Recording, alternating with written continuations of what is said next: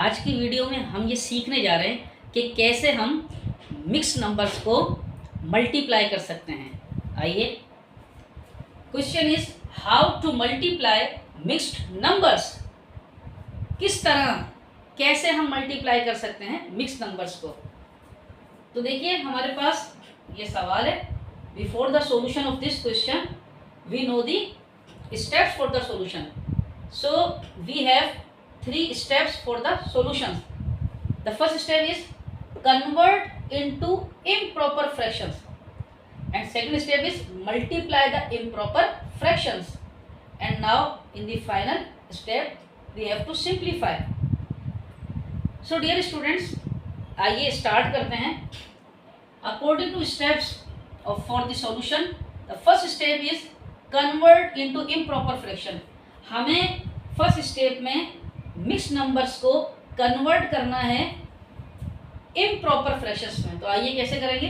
देखिए, इसका बिल्कुल इजीली तरीका है, वो ये है कि हम इजिकल टू के साइन लगाएंगे और इस तरह हम इसको इम्प्रॉपर फ्रैक्शन में इसको कन्वर्ट कर देंगे। देखिए, इम्प्रॉपर फ्रैक्शन में कन्वर्ट करने का मेथड ये है कि denominators should be same. Denominators, ये जो नीचे वाली रकम होती है, ये हमेशा वैसी की वैसी रहती है, ये चेंज नहीं होती। डिनोमिनेटर्स हम इसे कहते हैं नीचे वाली रकम को। तो ये हमेशा एज इट इज आ जाती है। जो कि हमने यहाँ पर 4 था तो 4 लिख दिया, यहाँ पर नीचे 3 था तो 3 लिख दिया। अब हम क्या करेंगे, ऊपर वाली जो वैल्यू है हमारे पास, जिसे हम न्यूमिनेटर कहते हैं, देखते हैं वो क्या आएगी। तो उसका मेथड ये है कि इस होल नंबर को इस डिनोमिनेटर के साथ हम मल्टीप्लाई करेंगे।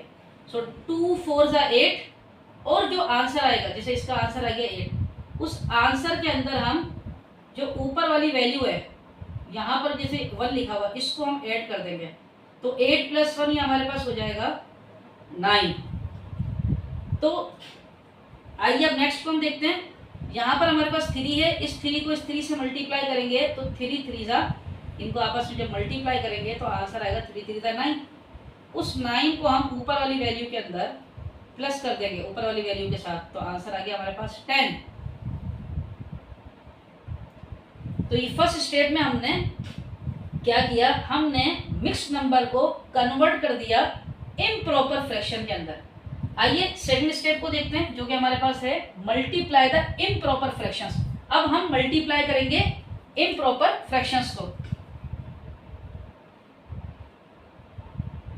तो जब हम मल्टीप्लाई करेंगे, सो देखें, न्यूमरेटर को हम न्यूमरेटर से मल्टीप्लाई कर देते हैं और डिनोमिनेटर को हम डिनोमिनेटर के साथ मल्टीप्लाई करेंगे।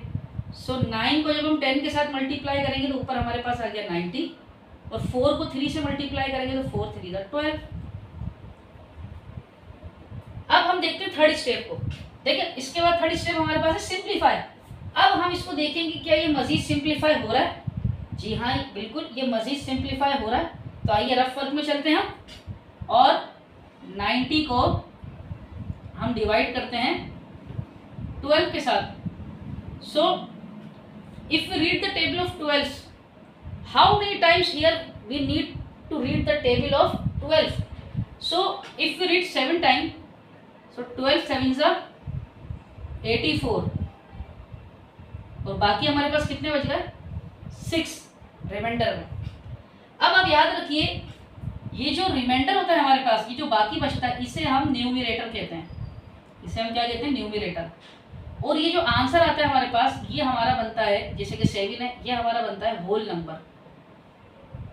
और ये जो हमारे पास है डिवाइजर, जिसका हमने टेबल पढ़ा, जिससे हमने डिवाइड किया, ये हमारा बनता है डिनोमिनेटर। इसे हम डिनोमिनेटर में लिखते हैं।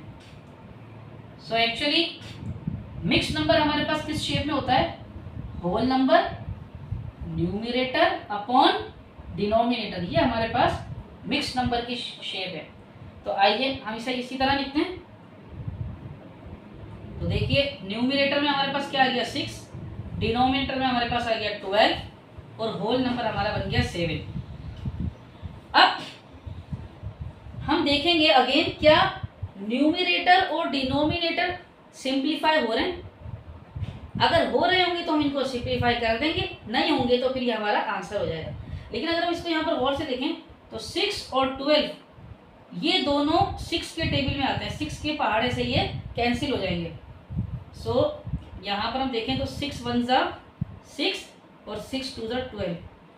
क्या अब ये मजीद सिंप्लीफाई हो रहा है?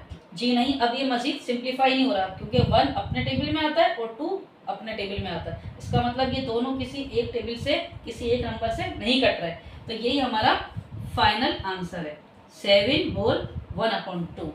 आई होप कि आपको बहुत अच्छे से कंसेप्ट क्लियर हो गया होगा कि how to multiply mixed numbers. Thanks for watching.